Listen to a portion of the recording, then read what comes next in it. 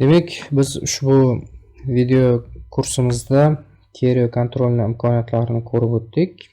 Sizga iloji boricha Kerio kontrolni barcha imkoniyatlarini ko'rsatishga harakat qildim. Agarda sizga ushbu video kursim ma'qul bo'lib, sizni ishingizni qandaydir ma'noda yengillashtirgan bo'lsa, men bundan juda ham xursandman. Qanaqadir xato va juz'iy kamchiliklari bo'lsa, uzr so'rayman. Sababi endi bu meni birinchi video kursim edi.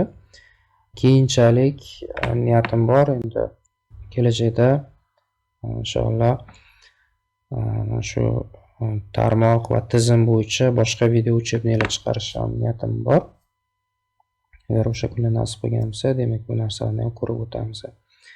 Agar sizda qanaqadir savollar, qo'shimcha savollar tug'iladigan bo'lsa, o'sha meni Facebookda topishingiz mumkin, mana shu nom ostida yoki Telegramda o'sha Blackroot nom bilan topishingiz mumkin. Kurs davomida o'rgangan bilimlaringizni, demak, o'sha ishxonangizda yoki keyingi faoliyatingizda bemalol davom ettirsangiz bo'ladi.